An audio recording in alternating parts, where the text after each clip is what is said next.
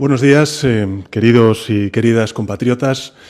Me dirijo a vosotros para informaros de la crisis que se ha desatado en Oriente Medio, de la posición del Gobierno de España y de las acciones que estamos llevando a cabo. Como sabéis, el pasado sábado Estados Unidos e Israel atacaron a Irán, que a su vez respondió bombardeando de forma indiscriminada 9 países de la región y una base británica situada en un estado europeo, en Chipre. Quiero, ante todo, expresar la solidaridad del pueblo español con los países atacados ilegalmente por el régimen de Irán. Desde entonces, las hostilidades han continuado, cuando no crecido, provocando centenares de muertes en hogares, en escuelas, en hospitales, también el desplome de las bolsas internacionales y la disrupción del tráfico aéreo y del estrecho de Hormuz, por el que transitaba hasta hace muy poco el 20% del total del gas y petróleo mundial. Nadie sabe con certeza qué pasará ahora. Ni siquiera están claros los objetivos de quienes lanzaron el primer ataque. Pero tenemos que estar preparados, tal y como dicen los promotores, para la posibilidad de que esta sea una guerra larga, con numerosas bajas y, por tanto, con consecuencias graves también a escala global en términos económicos. La posición del Gobierno de España ante esta coyuntura es clara y consistente. Es la misma que hemos mantenido en Ucrania o también en Gaza. En primer lugar, no a la quiebra de un derecho internacional que nos protege a todos, especialmente a los más indefensos, a la población civil. En segundo lugar, no a asumir que el mundo solo puede resolver sus problemas a base de conflictos, de bombas. Y finalmente, no a repetir los errores del pasado. En definitiva, la posición del Gobierno de España se resume en 4 palabras: no a la guerra. El mundo, Europa y España ya han estado aquí antes. Hace 23 años, otra administración estadounidense nos arrastró a una guerra en Oriente Medio. Una guerra que, en teoría, se dijo entonces, se hacía para eliminar las armas de destrucción masiva de Saddam Hussein, llevar la democracia y garantizar la seguridad global. Pero que, en realidad, visto en perspectiva, produjo el efecto contrario, desencadenó la mayor oleada de inseguridad que ha sufrido nuestro continente desde la caída del muro de Berlín. La guerra de Irak generó un aumento drástico del terrorismo yihadista, una grave crisis migratoria en el Mediterráneo oriental y un incremento generalizado de los precios de la energía y, por tanto, también de la cesta de la compra, del coste de la vida. Ese fue el regalo del trío de las Azores a los europeos de entonces: un mundo más inseguro y una vida peor. Es verdad que aún es pronto para saber si la guerra de Irán tendrá consecuencias semejantes a la de Irak, si servirá para provocar la caída del terrible régimen de los ayatolás en Irán o para estabilizar la región. Lo que sí sabemos es que de ella no va a salir un orden internacional más justo, ni tampoco va a salir de ella salarios más altos, ni mejores servicios públicos, ni un medio ambiente más saludable.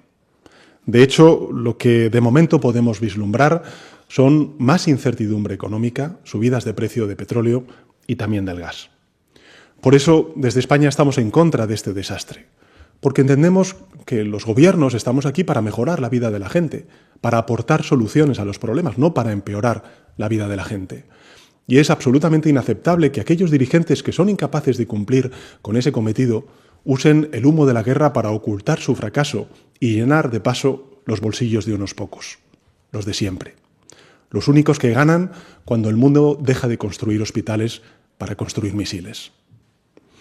Ante esta coyuntura, el Gobierno de coalición progresista va a hacer lo mismo que ha hecho en otros conflictos y en crisis internacionales. En primer lugar, estamos asistiendo a los españoles y españolas que se encuentran en Oriente Medio y vamos a ayudarles a regresar a nuestro país, si ese, por supuesto, es su deseo.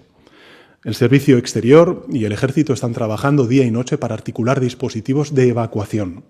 Es evidente que las operaciones son muy delicadas porque el espacio aéreo de la región no es seguro y porque su red aeroportuaria está gravemente afectada por los ataques. Pero nuestros compatriotas pueden tener la certeza de que vamos a protegerles y de que vamos a traerles de vuelta a casa. En segundo lugar, el Gobierno de España está estudiando escenarios y posibles medidas para ayudar a los hogares, a los trabajadores, a las empresas, a los autónomos y que puedan mitigar con ello los impactos económicos de este conflicto. si es que fuera necesario. Gracias al dinamismo de nuestra economía y gracias también a la responsabilidad de la política fiscal del Gobierno, España cuenta en estos momentos con los recursos necesarios para hacer frente también, de nuevo, a esta crisis. Tenemos la capacidad, también la voluntad política, y lo haremos de la mano de los agentes sociales, como lo hicimos durante la pandemia, la crisis energética o recientemente la crisis arancelaria. En tercer lugar, vamos a colaborar, como hemos hecho siempre, con todos los países de la región que abogan por la paz y por el cumplimiento de la legalidad internacional, que son dos caras de la misma moneda, apoyándoles con los recursos diplomáticos, también materiales, que se requieran. Vamos a trabajar con nuestros aliados europeos en una respuesta coordinada y que pueda ser definitivamente eficaz. Y vamos a seguir trabajando para lograr una paz justa y duradera en Ucrania y en Palestina, dos lugares que merecen no ser olvidados. Y por último, el Gobierno va a seguir exigiendo un cese de las hostilidades y una resolución diplomática de esta guerra. Y quiero además explicitarlo, porque sí, la palabra adecuada es exigir, porque España es un miembro pleno de la Unión Europea, de la OTAN y de la comunidad internacional. Y porque esta crisis también nos afecta a nosotros, a los europeos y por consecuencia a los españoles. Y por eso tenemos que exigir la resolución a Estados Unidos, a Irán, a Israel, para que paren antes de que sea demasiado tarde.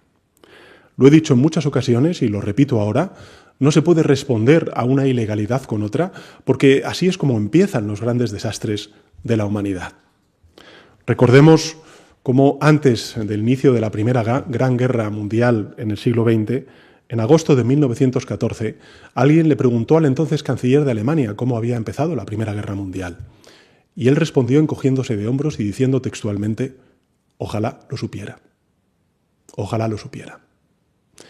Muy a menudo las grandes guerras estallan por una concatenación de respuestas que se van de las manos por culpa de errores de cálculo, fallos técnicos, acontecimientos imprevistos. Por tanto, debemos aprender de la historia. Y no podemos jugar a la ruleta rusa con el destino de millones de personas. Las potencias involucradas en este conflicto deben cesar inmediatamente las hostilidades y apostar por el diálogo y la diplomacia. Y los demás debemos actuar con coherencia, defendiendo ahora los mismos valores que defendemos cuando hablamos de Ucrania, de Gaza, de Venezuela o de Groenlandia. Porque la pregunta no es si estamos o no a favor de los ayatolás. Nadie lo está. Desde luego no lo está el pueblo español y, por supuesto, tampoco el Gobierno de España. La pregunta, en cambio, es si estamos o no del lado de la legalidad internacional y, por tanto, de la paz. La ciudadanía española siempre repudió la dictadura de Saddam Hussein en Irak, pero no por ello apoyó la guerra de Irak, porque era ilegal, porque era injusta y porque no supuso una resolución real a casi ninguno de los problemas que pretendió resolver. Del mismo modo, nosotros repudiamos al régimen de Irán, que reprime, que mata vilmente a sus ciudadanos, particularmente a las mujeres. Pero al mismo tiempo rechazamos este conflicto y pedimos una solución diplomática y política. Algunos nos van a acusar de ser ingenuos por hacerlo, pero lo ingenuo es pensar que la solución es la violencia. Ingenuo es creer que las democracias o el respeto entre naciones brotan de las ruinas, o pensar que practicar un seguidismo ciego y servil es una forma de liderar. Al contrario, yo creo que esta posición no es en absoluto ingenua, es coherente. Y por tanto no vamos a ser cómplices de algo que es malo para el mundo y que también es contrario a nuestros valores e intereses, simplemente por el miedo a las represalias de alguno. Porque nosotros tenemos una confianza absoluta en la fortaleza económica, institucional y también diría moral de nuestro país. Y porque en momentos como este nos sentimos más orgullosos que nunca de ser españoles. Somos conscientes de las dificultades, pero también sabemos que el futuro no está escrito, que la espiral de violencia que muchos ya dan por sentada es absolutamente evitable y que la humanidad aún puede dejar atrás este integrismo de los ayatolás y también la miseria de la guerra. Algunos dirán que estamos solos en esta esperanza, pero tampoco es verdad. El Gobierno de España está con quienes tiene que estar. Está con los valores que nuestros padres y abuelos fijaron en nuestra Constitución, España está con los principios fundacionales de la Unión Europea, está con la Carta de Naciones Unidas, está con el derecho internacional y, por tanto, está con la paz y la existencia pacífica entre países y su convivencia. Estamos, además, con muchos otros gobiernos que piensan como nosotros y también con billones de ciudadanos y ciudadanas que en toda Europa, en Norteamérica y en Oriente Medio, lo que piden al mañana no es más guerra o más incertidumbre, sino más paz y más prosperidad. Porque lo primero solo beneficia a unos pocos y lo segundo nos beneficia a todos. Muchas gracias.